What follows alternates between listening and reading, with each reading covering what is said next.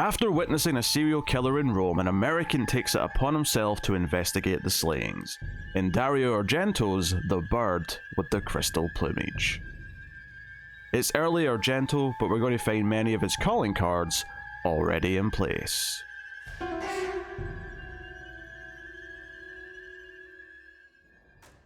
Welcome everyone to Screams After Midnight. I am Peter, and joining me as always is Tim. As a joke, I would say something in Italian, but I don't know anything in Italian. You could have just done the accent like you did for the Pope's Exorcist like a month ago. Actually, by the time for the audience, that would have been like maybe a couple of weeks ago, but for us, it was like a month or so ago. Well, if we really had the dedication, we could just film ourselves like just silently for about an hour or so, and then go back and dub our reviewing. That's a question, Tim. Did you watch this movie in Italian with subtitles or in English? Oh, the only way you're supposed to watch a giallo, it was dubbed, of course. Well, the funny thing is that I looked it up before I started because I couldn't remember, and I can confirm, having watched it in English, is that the English audio lip syncs with far more of the actors than the Italian does. Really? Absolutely. All the lead characters are speaking English, and for the most part, I think it's their voices. One or two sound a bit weird, as if they're someone else, but the English seems to has more of a good hit rate. But neither one's 100% because giallo's like that. Anyway, this is a horror movie podcast. We're here to talk about The Bird with the Crystal Plumage. This is a Dario Argento film. Why? Because it's nice to hit some of the big directors in October, and we haven't really done that much Argento. We've done Tenebrae and we've done Suspiria, and I think that's it. Wow, that's it. Wow. That's it. So no Dracula 3D. Don't threaten me with that movie, okay? I do not wish to be threatened with Dracula. I'm sure we'll get to it, right? We'll eventually run out of vampire and Dracula movies and have to do it. But today's not that day. We've got plenty of the big Argento movies to do, so here we are. With one of his earlier ones, this is from 1970, so we'll get into it. It was one of the first ones I watched as well, I think, if I remember correctly. Oh, well. It's been a long time. I don't remember much about that first viewing, but I think it was one of the first blind buy Blu-rays I ever watched. As in, it was like I bought it having not seen it just because, it's meant to be like it's one of Argento's movies. You knew who like Argento was though at the time. Of course, like, yeah. Oh, okay. Yeah. Gotcha. I knew who Argento was. But Blue Underground had a Blu-ray out, and I was like, yeah, I'll watch this Italian movie, and at the time, pristine HD. I mean, it's still pristine, but today I watched it in pristine 4K, which was even better. So I watched a John Carpenter movie in pristine HD.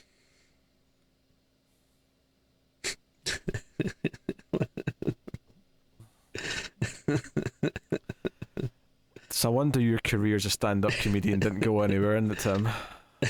All our listeners are laughing their asses off at that joke.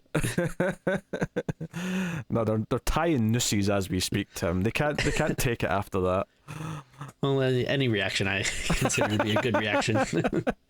Hey, it's an extreme reaction. No one can deny that. Yes, so we'll start spoiler-free, of course, as we always do. We'll give you a warning before we go into spoilers. Had you seen The Bird with the Crystal Plumage before? You know, I thought I did, but it didn't seem very familiar to me. So, like, you know, it's possible I might have watched it like 12 years ago, you know, randomly and just didn't remember much of it. But, no, I mean, it felt pretty, new to me. Oh, okay, just curious. I mean, it's a giallo, so there's not really much to say other than there's a killer killing women in the city. What city is that? I don't think they ever actually specify. We're in Italy, we know that much. Yeah. But there's a killer on the loose, and there's someone, this writer named Sam, who's an American, gets mixed up in everything because he witnesses part of one of the murders, or at least one of the attempted murders, and ends up getting involved and investigating it on his own, which is actually one of the tropes of Argento, is that a lot of his movies have characters who are not police suddenly becoming police officers for themselves and just investigating crimes. And it's not even like it's not even just like it's cold cases that the police have given up on. No, there's an active detective also looking into it, but he's like, no. I've become obsessed. I'm going to look into this and investigate. But honestly, that's all you can really say without getting into spoilers. That's the gist of it. That's the premise. So we'll get into it. But Tim, how did you find the movie? So it's kind of interesting. Like, I'm trying to think, is this the first like good movie that we've done this month? Like, I don't know. It just feels kind of weird. Like, I mean, no shade or anything. It just feels a little weird to actually be talking about like a real good movie and not like, like some, I don't know, weird cheesy thing or something. Okay, well, before you go any further, two things I'd like to point out is one. The order we've recorded might not necessarily be the order they go out in, so you might be throwing shade in something you really like right now. And secondly, Knock in the Cabin, we like that. Oh, sure, yeah. Yeah, you said that as if everything we've done has been trash. But I don't know, this just feels like, to me, this is like a capital M movie. You know what I mean? Like, it's a capital M. It's the McDonald's of movies. Yeah, no, it's like, I don't know. So no, that is to say, though, I actually did quite enjoy this movie. So I was surprised because, wait a minute. Hold on. Before you go any further, right? One more thing. Okay. Just one more thing. All right, Columbo. So, for the past couple of weeks, I've been giving Tim a list of movies we should get to, and I picked some big. I thought, let's do an Argento. Here's the movie for Halloween Day. Here's the movie from another big director. Here's another classic stuff that we've not gotten to yet. That'll be feel like big movies to get through during October. And for the past 2 weeks, Tim keeps not watching those and watching something else that's random and saying, "Hey, I did this. Let's do this movie." And I've been quite happy to do it, but they've kind of been, as Tim has implied himself. Lowercase m movies, if you will. I mean, so what I'm saying is, Tim, is I don't want shit from you. As if I've been the one holding you back from watching good movies for the show for these past couple of weeks. Okay. Hey, I'm just a lost babe, just wandering in the woods, just trying to grasp at whatever movie I can find. So, I've noticed. Hey, some gonna be good, some gonna be bad. That's the way the movie game plays, babe. So anyway, though, this is I was surprised. Well, I guess I shouldn't be surprised because I actually do like Argento quite a bit. But I feel like, no shade to the man, but I feel like the last couple of things that I've tried from him, which admittedly has been the newer stuff, which has a reputation for not being as good. But I feel like the last stuff that I've watch from just hasn't hit that well, so it's might have soured a little bit, but I don't know, going back you made a Carpenter joke earlier, and much like Carpenter for Argento, you kind of really want to look at the 70s and 80s, maybe some early 90s, sure. But absolutely not much after that. I mean, you can still respect the hell out of those people and everything, but unfortunately they have their misses, but when the hits are that strong, it's whatever. But no, I was really happy with this movie. This to me is kind of like what you want, from a giallo. Like, you just have the, like you're saying, like, it has like the tropes of the, person being like inextricably, well, I can't even say the word, getting involved in this series of like. Wait, what was the word? You've got me on the hook here, Tim. What was the word you were trying to say? Inextricably. Inextricably? Yeah, there you go. Okay, there you go. I just wanted to know. Yeah, too many letters in that one. I'm also very tired. I just got my vaccine the other day, and I think it's been making me a little loopy. But oh no. Yeah. So don't get vaccines, people. They do this to you. Whoa. No. Tim does not mean that. Hey, I'm doing it so I can have the privilege of going to the movies this month, where we'll see such hits as, well, you'll have to wait and find out.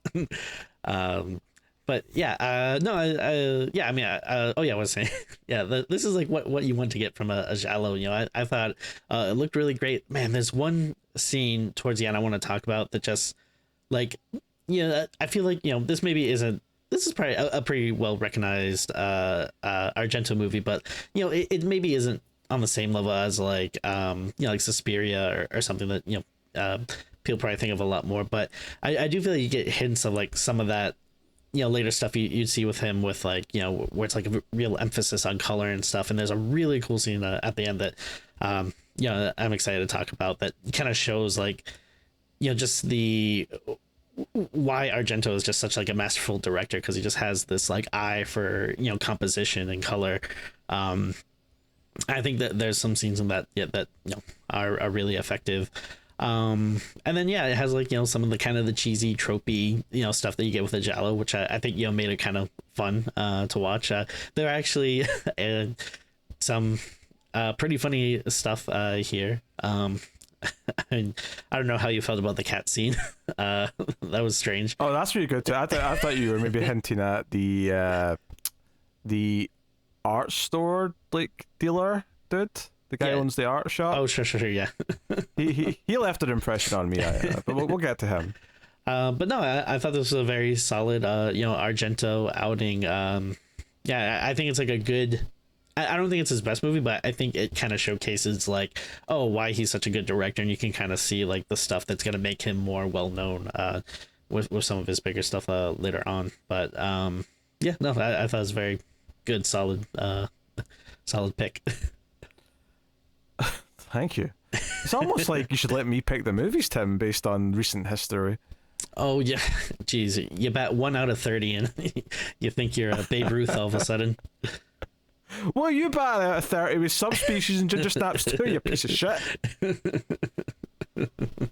Anyway, so I like the movie quite a bit. It's a shame that it doesn't seem to get mentioned as much as something like Suspiria, because I think it's better than Suspiria. Oh wow. I know, they're coming with the hot takes. I don't think it's his best movie. I think Tenebrae or however you pronounce the movie, I do think that's my favourite Argento, but I think this is pretty close up there, and he's like maybe top 3 for me.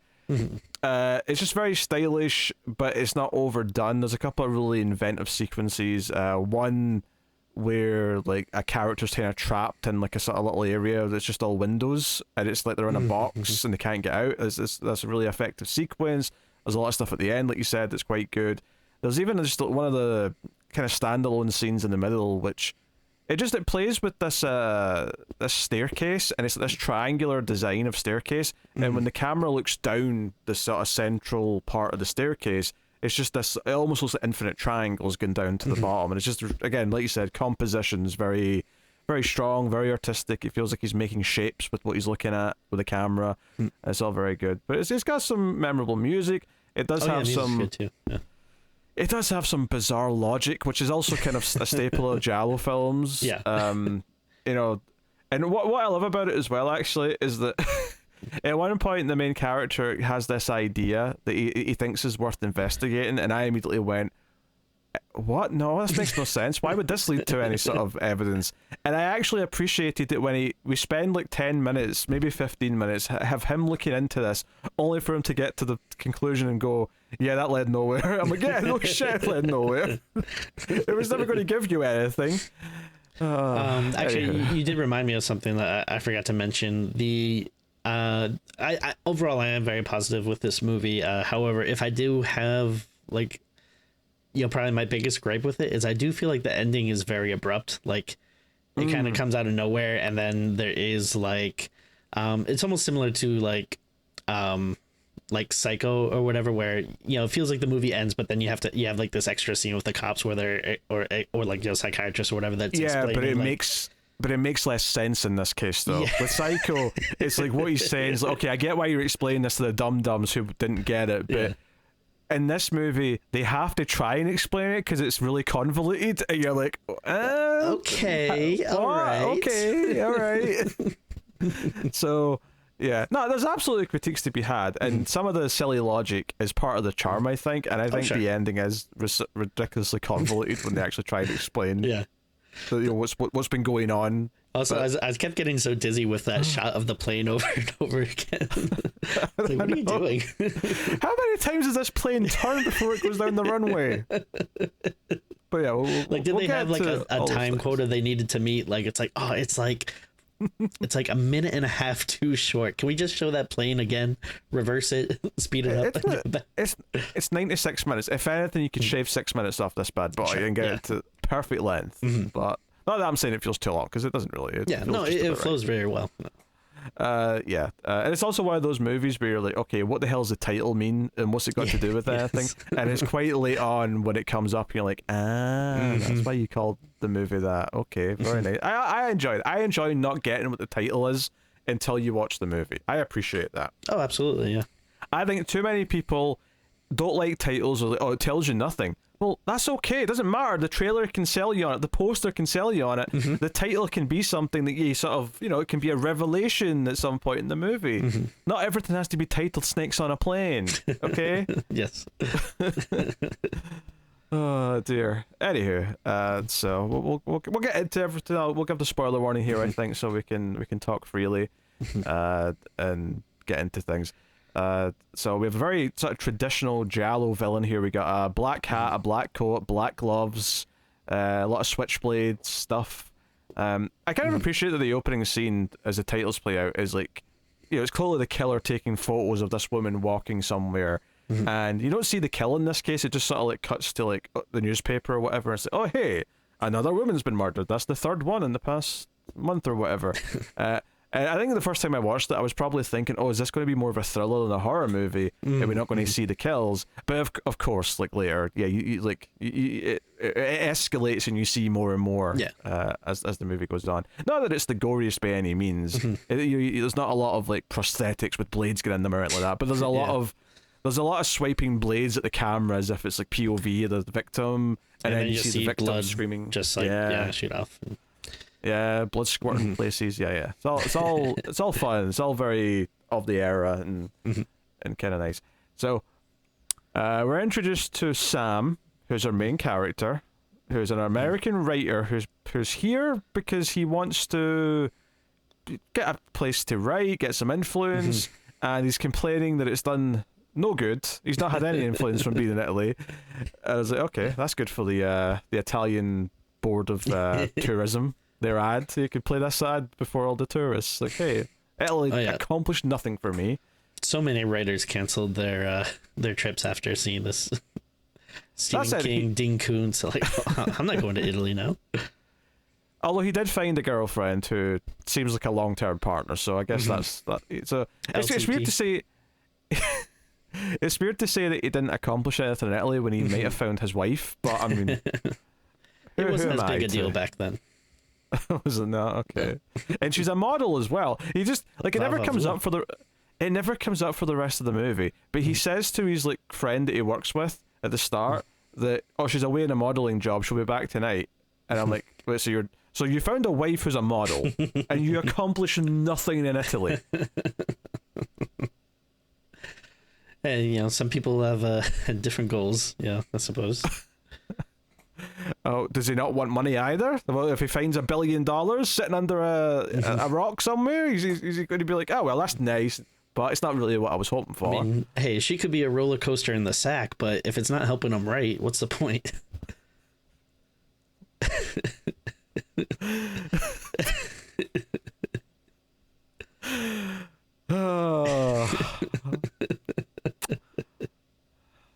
Every joke I can possibly think of saying is very inappropriate, so I'm just going to not.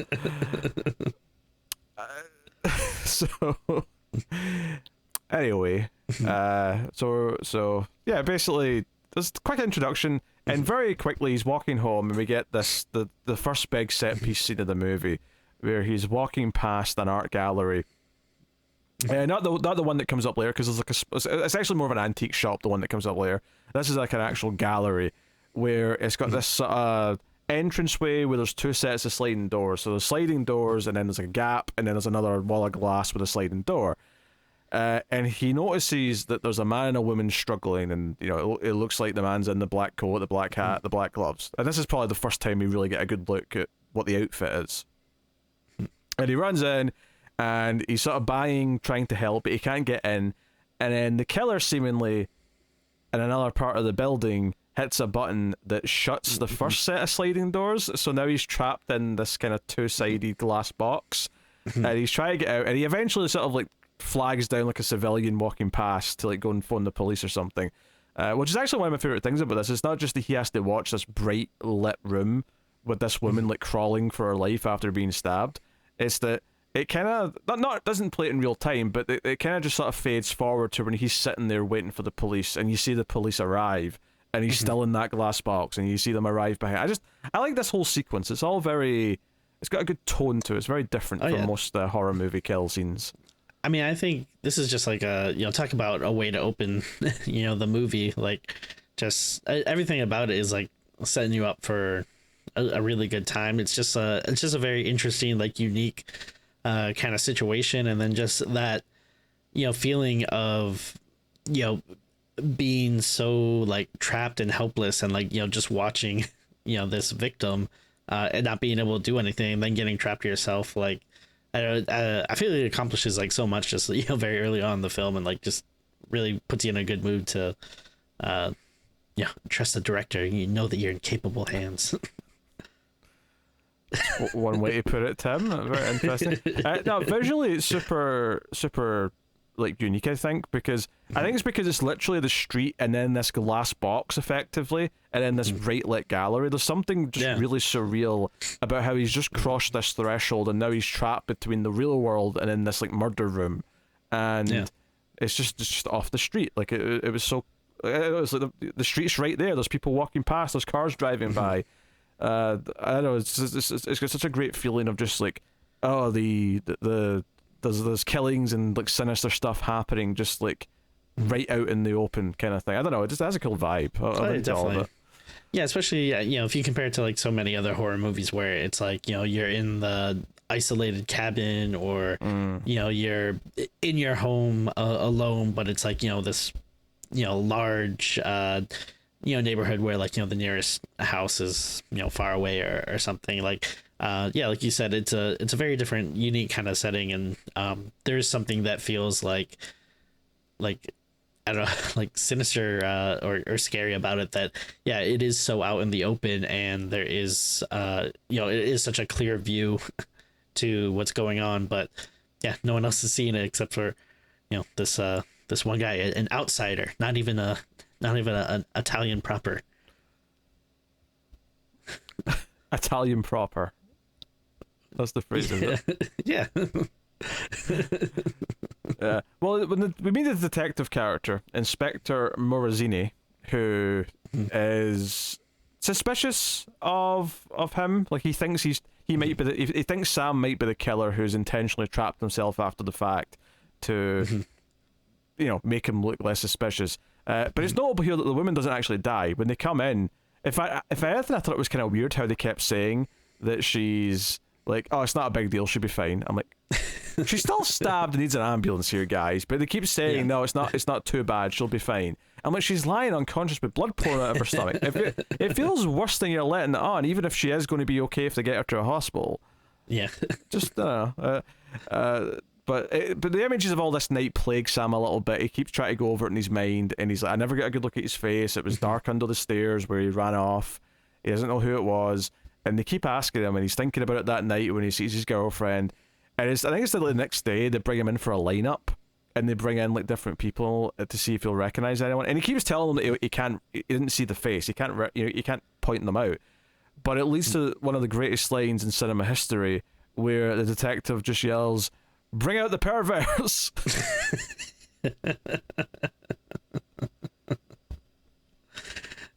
Very good. Yes. I don't know. I like, give me a chuckle. Bring out the perverts. I mean, I suppose we'll just talk about here the fact that every so often we do cut to the killer like taking photos of someone else, and indeed we get other kill scenes that are kind of separate from what's going on with the main characters. The murders just kind of keep happening, and I'll probably not even remember the order of them perfectly, but like, I think the first one's a woman who's walking home, and she gets home and she puts on like this blouse and she goes to bed. But I think there's even a moment where she walks past like a car with 3 policemen and says hello to them, and they ask if anything's wrong. She's like, no, I'm fine, good night, officers, and she goes home. But it's when she's in bed where she just like, we get this great POV shot of her where she's looking at the open door in her bedroom, and there's a bit of light coming from somewhere else in the house.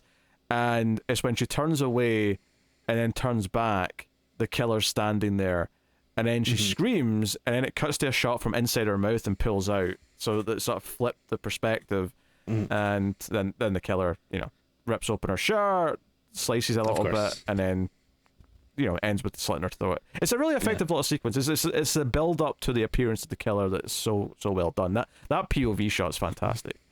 Oh, absolutely, yeah. I mean, Argento definitely knows what he's doing.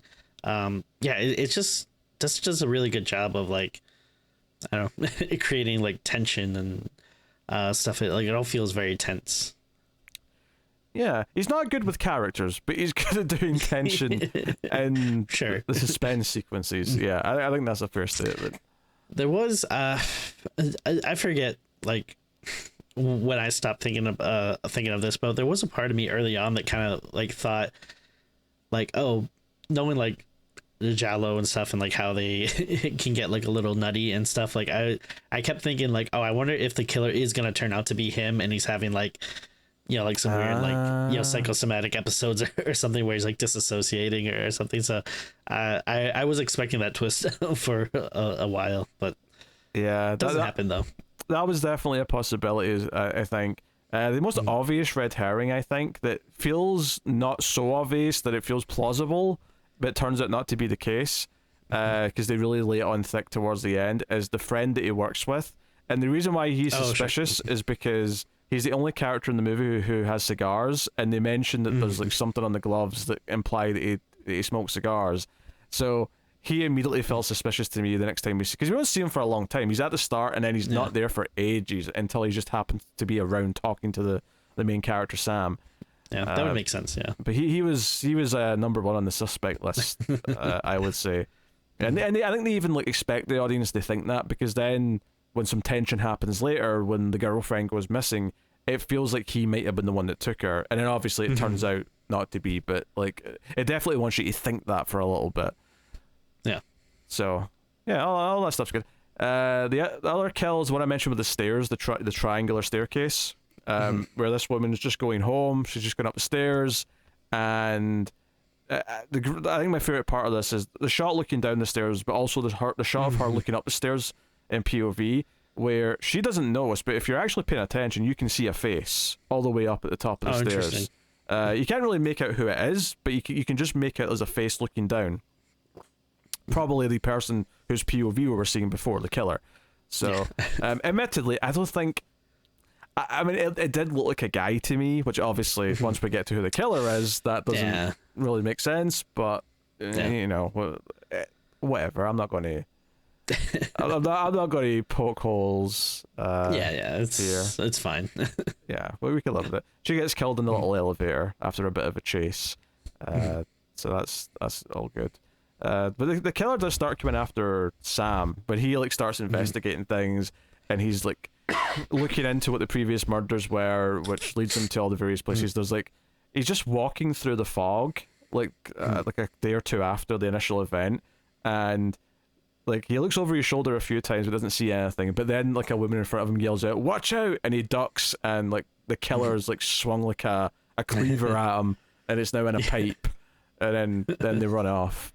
So and throughout the movie I kept thinking like it's so funny that you mentioned it before, but he's not a cop. Like, no, he doesn't need to be doing any of this. In fact, the first time he talks to the police, they take his passport so he can't leave. But then they give him his passport halfway through and basically say, "Can you just get lost and stop investigating our murders, please?" Well, like you mentioned before, like, yeah, at first there seems like, that he might be a suspect, and like you're not sure if that could be an angle the movie's gonna take where it might be like framing him so as he's trying to find the killer, he also has to deal with the police. But they like I feel like I maybe it's halfway through, but I don't know, or it felt like kind of like early on to me that they kind of dropped that, like you said, the police are eventually just kind of like yeah, it's relatively early because they started just showing him evidence and explaining to him what they found, and I'm like, why are you telling him in this like he's another cop? It doesn't make any sense. But they're like telling him about the gloves they found and the blood on them and the ash on them and all this other stuff. Like, I get why later when the killer phones him, they like compare his recording to the one that the police got, but it's still kind of weird. It's like, why are you showing this guy all this evidence? That's not typically what the police do. Oh, that reminds me, like I did like a lot of the like old timey technology they have on that. Like it just like looks so cool, and like having those like like all of it was like so big. Like everything now is like so like sleek, and you have like the small computers and stuff. But like yeah, like they're trying to match like the sound files and stuff. They just have like these like huge machines that like reading the waves and stuff. And although they did have some computer that was definitely doing something I don't believe a computer in 1970 could be pulling off, where he's like, oh, we've got a profile for all this evidence we got from the glove and stuff. We're going to put it into the computer, and it's going to give us a list of all the potential suspects in the city. And then I think they get like a list of like 150,000 names, and I'm like, yeah, no shit. It's not a lot to go on. But yeah, I don't believe it's that fangled computery stuff. no. Yeah, I don't know. But I guess computers probably seem so futuristic in 1970 that they were like, yeah, people will just buy this. Oh, That's yeah, fine. of course. This is what they'll believe. That's fine. Also, like the killer seems to hire like a hitman.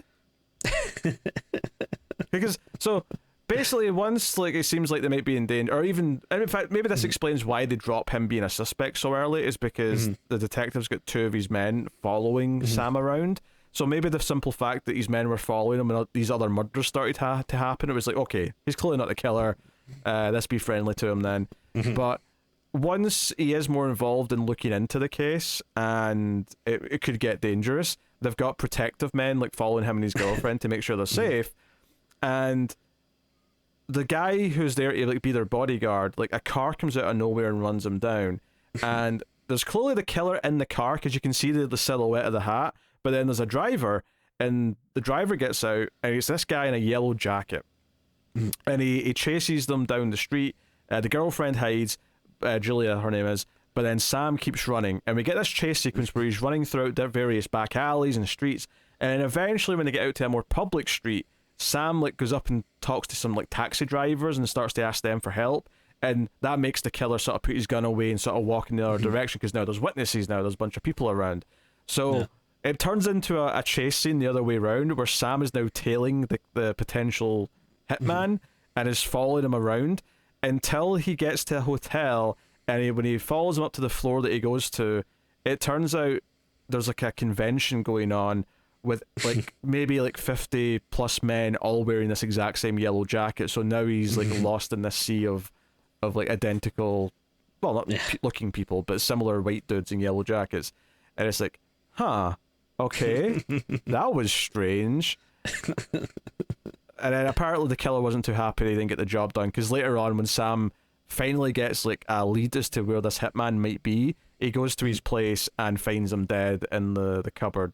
But there's a fun little scene of him searching around, but ultimately it's a dead end, because it's just this guy who was hired and now he's dead. So, yeah, it is what it is. But let's talk about his investigation, Tim. We have to talk about the antique store. We have to talk about this very camp man who runs this store. And basically this is where the first victim, so before the movie started there was a couple of victims, right? And the first victim worked at this antique store.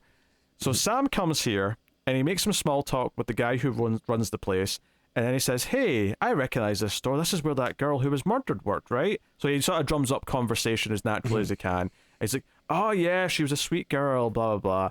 And they start talking about her. And out of nowhere, the guy running this place, but she was a bit funny though. And he's like, how do you mean? Well, people said she preferred women. But of course I don't mind. I'm not racist. And I went,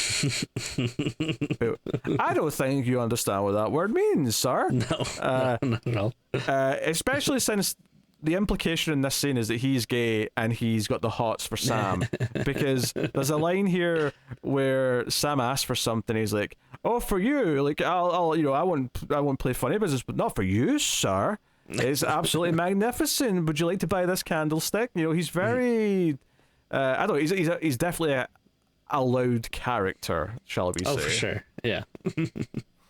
What would you think of all this, Tim? Their interaction was funny, and the thing that was kind of amusing to me was just like how much like information he had, and was like, at the ready to give him. Again, he's not like, you know, a cop or anything, but it's just like, oh yeah, like I'll tell you all about this girl or whatever. But I mean, like you said, like, yeah, there is that kind of, you know, subtleness of, yeah, it does feel like he that small underlying you know, I don't think that word means what you think it means, Tim. The what's the opposite of subtext then? Just overt text. Just text. Just text. that yeah, he's got the hots for him, which why not? You know, he's a pretty decent looking guy. Yeah, because what he finds out here is that this girl sold a painting just before she was walking home, which is when she was killed, and he thinks, oh, maybe the person who bought the painting could be the killer, and he asks about the painting, and the guy who runs the place says, oh, yeah, I've got do you want to see it? And he's like, oh, you've got it still? He's like, no, I've got a photograph of it. And he's like, oh, yeah, I'll see it. And he pulls it out quite quickly and shows him this photograph. And he's like, oh, yeah, this is very provocative. Can I keep this? And the guy's like, oh, no, possibly couldn't. And he's like, but for me? And it just cuts to Sam in his apartment hanging up this photograph of the painting. So he basically flirted his way to obtain evidence from this sad man who's been tricked and used by Sam, who's busy going home to his model girlfriend and having all sorts of weird, creepy sex with her. Sure. Well, it's creepy in the sense that they start basically having sex in front of the friend at one point, and he just kind of awkwardly has to say bye as they're like kissing and like oh, you too. Sam's just kind of waving at him off as he's like already making out with his wife, and I'm like, that's just not how you behave in public, Sam. Well, I mean, if you're in your own like hotel room or apartment or whatever, I think it's fair game. Just, you know, a good bro knows when it's time to leave. Oh, but when the penetration's already started, is that? Yeah. A good bro knows. A good bro knows. Yeah. Where was I going with all that? Oh yeah, so this painting is of like someone killing a woman, right? So it relates thematically to what's going on. So yeah. Sam gets like a contact. He goes and talks to the pimp because the second victim was a prostitute. So he goes to the prison where the pimp's currently doing time and asks the pimp. And everyone he goes and talks to, now that I'm thinking about, they're all kind of weird cookie characters. The first guy's overly camp. This guy's kind of like twitchy and he's always saying things kind of weird. But he gives him a contact who might know something about where this hitman was from, which is this guy who comes to Sam's place and just basically demands money and says, I might have intel for you tomorrow. Which he does. He does give him the intel. But yeah, so these are all of his investigative little like tangents. But here's the kicker. Here's the one that really, so the painting thing was early on, but then just as they're actually getting ready to leave, they decide, you know what, it's getting dangerous here. The killer's phoning me. Let's just go back to the US now. He's taking his girlfriend with him. She's moving there with him. All very happy. And they've packed their bags. And what's funny actually is the scene where they start making out as if they're about to have sex and the friend has to awkwardly leave and say bye. As soon as the friend leaves, he gets like Sam gets an idea and starts ignoring her and stops the sex and is like, wait a minute, I've got an idea. We've got 8 hours till the plane leaves. I have got just enough time to go do this. And this was the thing I was talking about in the spoiler-free section, where he decides to pursue a lead that, like, obviously, like, what could this like, this would be a huge coincidence if this turns out to be anything. But he wants to go and talk to the painter of the painting that the potential killer maybe bought. Now, we, the audience, know he bought the painting, or she bought the painting, whoever the killer is, because it did that really nice transition shot earlier, if you remember, Tim, where it goes from a shot of it on his wall, and then it switches to the real painting, and then the camera pulls back, and the killer's there. Ah, yes. You remember that? Did you like that? Yeah. Yeah, no, I mean, that's just, I don't know. I don't have much to say about it other than it looked cool. Yeah, okay. Argento. I'm just checking. Again, good at what he does. Very Argento, yeah. I don't know what I'm trying to do. So he takes a train, he goes to meet this guy who's a bit of a hermit who does these paintings, and he has to put a ladder out for Sam to get into his place because he's like boarded up all the doors and all the other windows. So the only way in's through this one window via ladder.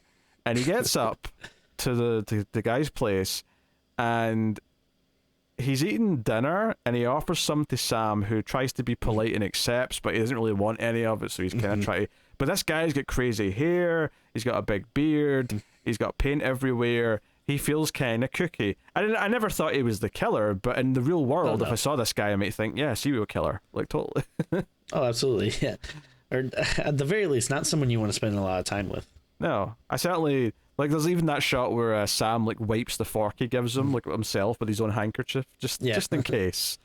But, yeah, you were alluding to this earlier, so it turns out this guy's got a lot of cats, but he keeps them all in cages, and Sam asks, why do you keep them in cages?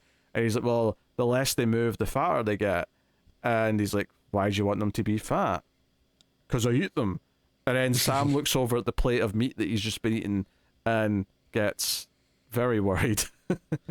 Well, he says something along the lines of like I think he says like, oh, like I would never eat a cat or something, like, oh, I've never had cat or something, and then the page is like, never, like like insinuating like, well, what do you think you just ate, man? And then it's actually this is something that I thought was like generally kind of surprising, because I don't think Argento is known as much for being comedic, but I thought like there was some genuinely like funny stuff in this movie. Like, I don't know, this whole scene from start to finish, like, and it's not funny in the way of like, oh, it's so weird and random and this kooky Italian giallo thing that it's like, so off it's funny. It's like, oh no, like they know exactly what they're doing. Like they're setting up stuff for laughs, and it generally worked. So that I was actually pretty surprised by that.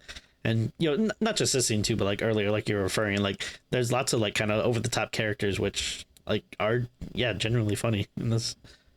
Yeah, like, even the camp guy, it felt like the ending with him getting the painting because he asked nicely for it. That's set up with the flirtation. That's set up to be the payoff to the scene. So yeah, no, there is like weird bits of humor that are intentional. I wouldn't say all of them are intentional, but a lot of them are. Oh, sure. Yeah. There's definitely some jokes in there. It's when he's on the way back though from the painter that the killer finally tries to strike the girlfriend Julia. We get this like shot of him coming towards their building and coming into it, and she gets scared and barricades the door, and the killer's trying to like stab a hole in the door, and she's trying to stab a knife back through the hole in the door. It's all very it's very overly dramatic, because at one point she just sort of like lies down on the floor and starts crying because she feels like helpless or whatever, and I was like, okay, but it went on long enough that I was like, I could totally buy she feels helpless, because all the other windows have bars on them and shit like that, so she can't just get out. She's like trying to get through like the skylight. It seems to be boarded up, but I mean this was another like just felt like a very classic kind of Argento shot when you have the killer is is looking through the the hole in the door with the eye, and she's like running at him with the knife, like just another example of like, wow, this is like so well done, and like just feels really cool. She would have done well to maybe not telegraph what she was about to do by screaming as she ran at the door. Maybe she would have got him in the eye. Because it totally could have been a thing where maybe she would have stabbed him in the eye, and then the end of the movie is looking for the one-eyed person who's like stumbling around because they just got their eye stabbed. But yeah, it's interesting though. It is a good shot though. It's a good shot when the eye's looking through the hole.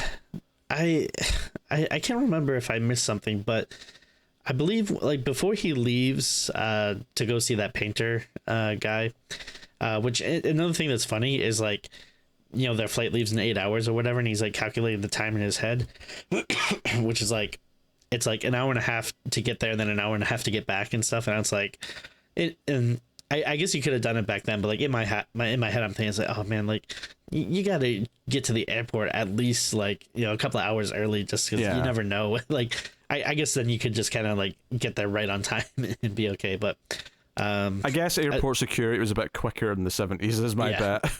Yeah.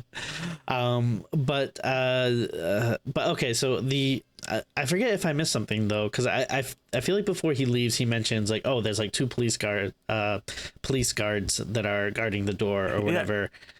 Yeah, he does say that. You're right. Yeah, so you're wondering, like, how did they not spot the killer coming in? Yeah. I think the implication was that the killer was coming from like the back, because they go through like a boarded up door, and because they mentioned earlier on that this building's like really bad shape and it's actually been torn down in like a month's time, and he's like he's the last tenant to leave.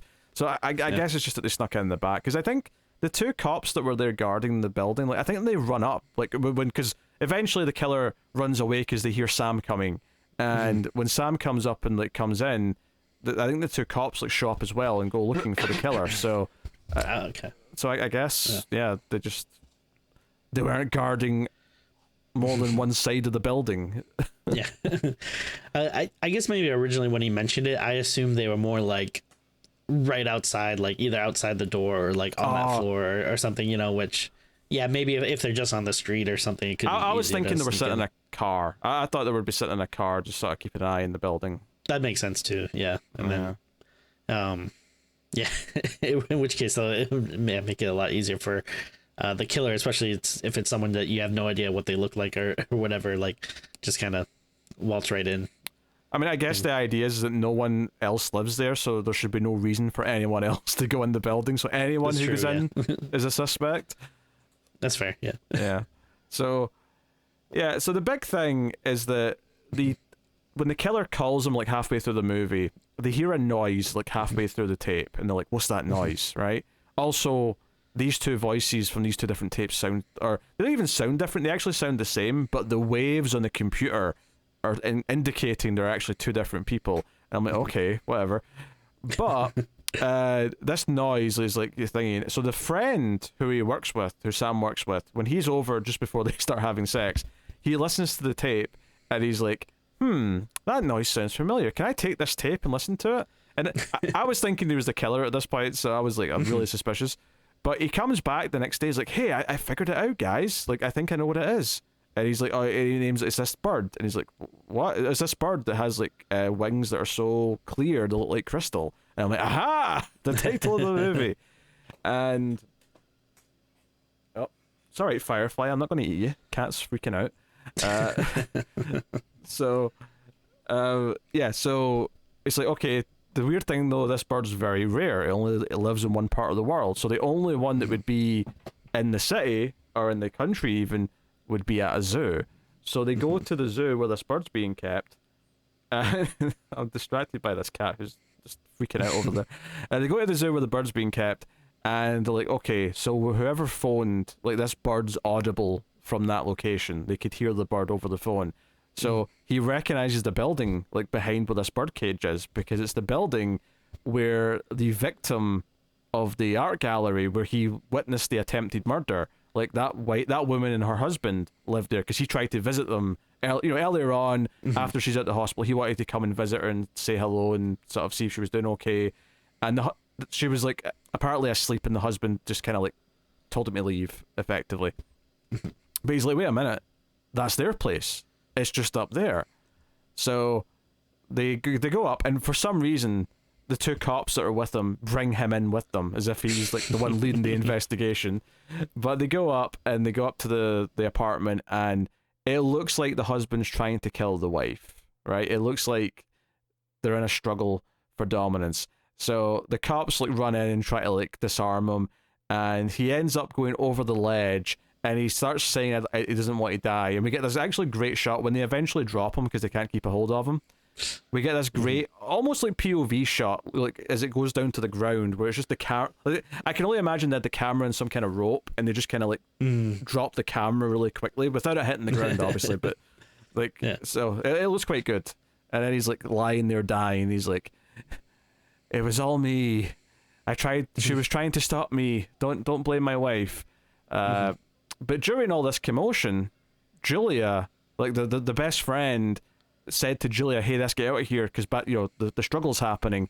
And then after the crime scene sort of dies down, the police are here, the ambulance is here, and all that stuff, like, Julia's nowhere to be found. It's like it's like she's been kidnapped. So Sam gets concerned and starts looking around for her. I actually really dug this moment. I felt like there was like a cool vibe here. It's like, okay, you're meant to think it's all over, but then wait, where's she? Someone else is taking her, so there's still some threat.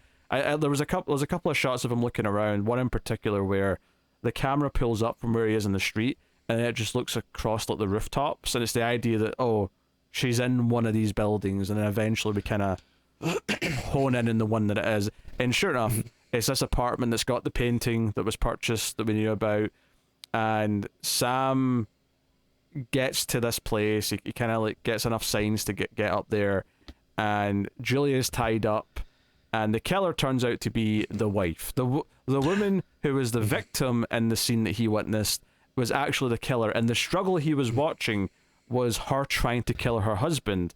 And the husband was sort of deranged and loved her so much that he was covering for her this entire time. There's definitely some convoluted elements to this. I think it's an interesting twist. That it's... I feel like if it wasn't Giallo, like, I would be more critical of it, but it does feel like the perfect kind of, like, nonsensical thing that you would get out of a Giallo, especially since, like, we've seen that opening scene. It didn't really look like that's what was going on, but... No, they sort of try and retcon it, and he's like, oh, that's why it's been bugging me this whole time, is because it's finally clicked that the struggle was the other way around. It wasn't her being scared of him, it was him being scared of her. That part on its own is a fun little twist, but certainly like it never looked like a woman who was doing the killings like for the rest of the movie. Not, no. Like anytime you get a good look at them physically, it never looked like a woman. But that's definitely happened in other horror movies though, where the killer turns out to be a woman, where you sort of go, but I don't believe you had a woman actually wearing the outfit and doing stuff, because she comes out wearing the hat and the coat and she starts laughing like a maniac, and it's like, oh, she's completely, psychotic. There was one little connection that I think I caught this time that I don't think I did the first time I watched it, is that it mentions when they're doing the TV interview with the psychologist after this, who's explaining everything for the audience. He says that she herself was a victim of an attempted murder a decade ago, or even longer than that. And then she was fine afterwards. She sort of rehabilitated into society for a good time, but then something kind of set her off, and she became... In fact, it was the painting. Something it set her off, and she became murderous after seeing that painting. And I think they were implying here that she was literally, because the artist said that he based this painting on something that happened to a woman he knew. And I think they were kind of implying here that was literally like that was the artist knew her and based this painting on her, and that's why the painting specifically like set her off, is because it was in the location that she was attacked in. It was very similar, wearing the same type of clothes, all that stuff. That makes sense. Yeah, at least I think that's what they were implying. But they have to explain this, because I think the thing that really bugged me about the explanation is when they mention the husband, they kind of say that not only was he covering for her, but like her mental state rubbed off on him, and he basically was psychotic as well. And I'm like, I don't know if I quite get that necessarily, but whatever. I'll roll with it. Sure. But yeah, so I don't know. Yeah, the idea here where you have like, I don't know, like this painting is so powerful that it can inspire madness, and the idea of like, someone that was like a victim, and they're like, they see themselves in this painting, but like for some reason they begin to sympathize with the murderer instead of the victim, like for whatever reason. Like, to me, that is a very interesting idea. Like, I like that twist. It's just like such like an info dump. Like, it's not interesting just having like a guy explain all of it to you like at the end of the movie. Yeah, the concept's interesting because it's kind of like the idea of like taking back power. She wants to be the one doing the act because she wants to feel powerful. She doesn't want to feel helpless like the victim. She wants to be the one who's making the other person feel helpless. Like, I can get the logic and psychology of that. Like, that's cool. That's fun. Like you said earlier though, for some reason, because they want to show like our happy main couple on a plane getting ready to go back to the US. For some reason, as we're getting this explanation, it keeps cutting to shots of their plane in the tarmac, just sort of like driving around and like constantly turning. And then the very last sort of shot is like them on the plane. Like he's a bit late, and he just gets to the plane in time and sits down next to her. And it's like, they're happy. He's writing a book because he's this entire like murder plot has inspired him to write. I assume he's just writing the story of what happened, because why wouldn't he? Oh yeah, it's certainly interested enough to be told. So for sure. yeah, so it ends with them flying off. Although there's a little bit of previous dialogue that plays over the closing credits. Yeah, so I don't know. I mean, yeah. I think the ending's kind of crazy. But I one thing we do have to say though is that we kind of glossed over. We kind of jumped to the aftermath. Is that after the killer reveals herself, right, and also the best friend's in there with his because he thinks he's the perpetrator as well. Sam thinks the best friend is the killer, and he says, "What have you done with Julia?" But then the guy leans forward and he's got a knife in the back of his neck, so he's been killed. But after the wife reveals herself to be the killer, he chases her. And it leads to a because you don't really realize because I was thinking this actually during this scene. I was like, wait, is this a second apartment that she had as well? But then you realize this is actually like the back room of the art gallery, because he chases her into a dark room, and you get this great shot of him at this doorway where you just see this, you see the door of light, and then the rest of the room is pitch black. It is just yeah.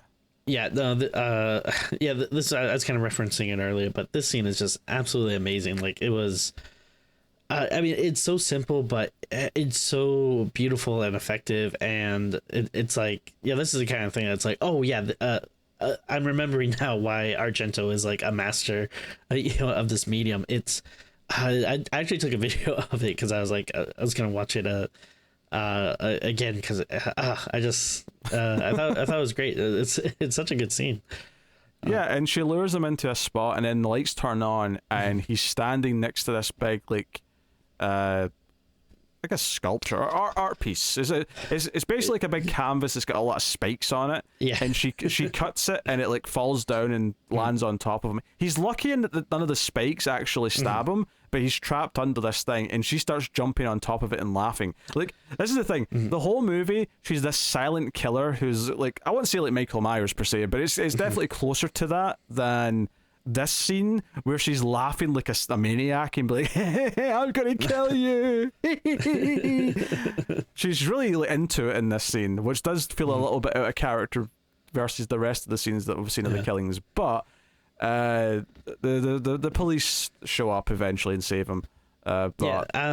See, this is what also kind of disappointed me, because I feel like, yeah, you get that amazing shot, and then you have this art gallery scene, and then he's trapped under these spikes, and she's being so crazy and over the top, and like at this point I'm at like, peak like excitement for a movie. I'm like, oh my god, like I can't wait to see what happens, and then it is kind of just like, oh, the cops like run in and they're done. Yeah, it's a little quick and anticlimactic the way it wraps up in that sense, but all that build-up was very good. Absolutely, yeah. And to be fair to them, they did set up this art piece earlier on. Like, when he goes back to the art gallery to try and talk to the wife and that, and she thanks him for helping her, they're actually putting this piece up, and they're talking about how the light's hitting it and stuff. So they do make a point of emphasizing it and saying, hey, this thing's here. And it kind of plays in the scene as just, oh, that's what they're doing when he comes to see them. But obviously at the end here, oh no, that was Chekhov's spiky modern art piece. That's what that was. It's literally, yeah. If you see a spiky modern art piece in the first act, it has to come back in the final act. Absolutely. That's just screenwriting. If you're not adhering to that, then what are you? You're just some hack. Yeah. And we don't watch movies from hacks on this show.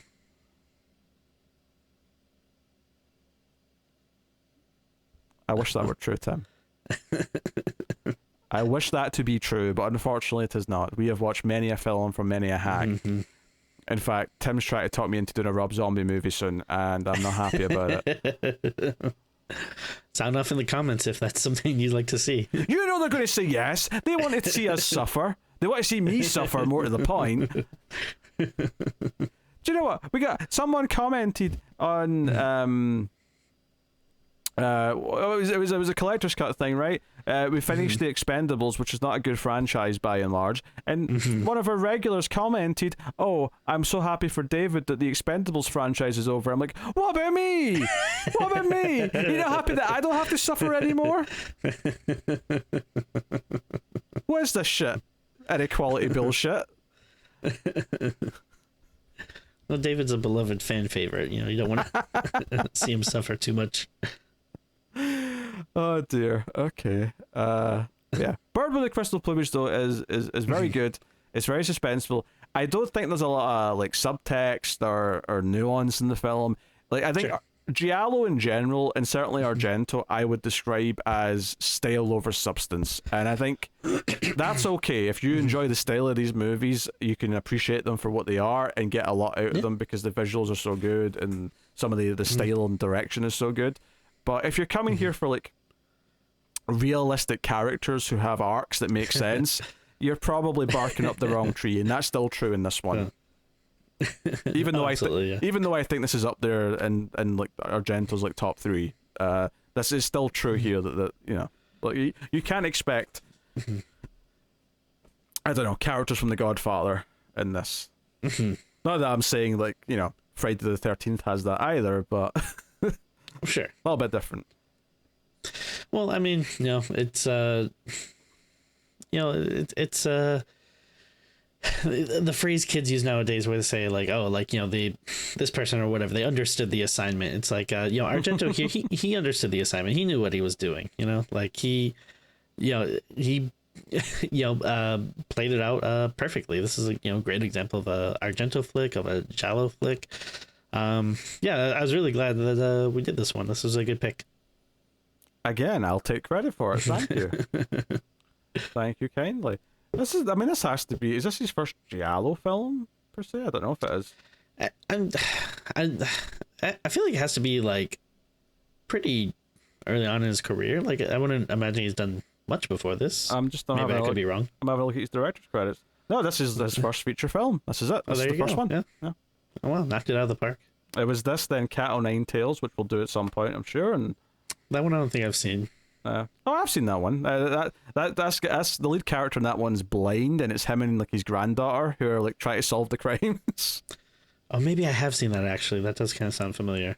Yeah, I might have seen it. Definitely one of interest. We'll definitely have a look at it when the time comes. But yeah, there you go. That is the Bird with the Crystal Plumage. We should rate the film. Tim, what are you giving the film out of 10? I think I'm gonna give it a solid 8. I was wondering if it almost an 8.5, but if that's too high. But no, I think I'm gonna go with an 8. I think this is a great example of what it does. It's a great example of like a giallo. There's lots of really impressive camera work and directing in this that just I think really showcases Argento's talents and why he's such a beloved horror director. There's definitely some silly stuff and stuff that probably shouldn't work out or make that much sense, but again, you kind of got to play with the movie on its terms. Like I feel like that all adds to the charm of it, and if you're coming in knowing that you're watching kind of a an Argento 70s giallo movie, usually you kind of would have that understanding, but no, just all around a very solid, very fun movie with some nice little flourishes to it. Yeah, it's funny because I do think these giallo films have a bit of a ceiling, but I'm kind of inclined to sort of be close to that. I think I think I would give it the 8, but there is maybe just enough silly plot things that I think I have to say it's not like great in an objective sense, and it is really good for style reasons, and I think it's absolutely worth the watch. And if you like giallo films, you're going to be into this for sure. So I think I'll go just a nudge lower and say 7.5 for me. So there you go. That is The Bird with the Crystal Plumage. So now I do want to say too, not that they need to remake this or that they ever should have remade it, but I did keep thinking like, oh, if they remade this in like the 90s or something, that you could have gotten Bruce Campbell for the main character. I think he would have fit that role well. Yeah, but he's probably a bit too old now. Well, now, yeah, but I'm saying like, yeah, if you did it in like the 90s or something. Okay. Sure. It's a really specific thought you're putting forward there, but yeah, okay. Yeah. If they remade it now, I would play the main character. Oh, would you? Okay. Yes. Okay. You and a model girlfriend. That's what you're going for, is it? That sounds about right. Oh. All right. That is the show. You can play the guy that eats cats. Screw you. How dare you? How dare you, Tim? Yeah, so as October, we're doing a bunch of extra episodes. I don't know where this slots in the month, but hopefully you've been enjoying all the extra episodes. Some of them recent films, some of them classics, some of them weird oddball picks that Tim's decided at 3 a.m. on a Wednesday morning that he wants to do. Regardless, hope you're having a good October, and I'm watching a bunch of horror movies and all that stuff. But you can, of course, support all the content over at patreon.com/MailFuzzTV. And this month, the bonus episode is back. In fact, there's more than one bonus episode this month. We're not sure how many yet, but at least 2. So you can check out those. And, of course, you can look forward to other bonuses from other shows and other things in the future. But that is the episode. So thank you very much for joining us. Keep watching scary movies, and we will see you next time.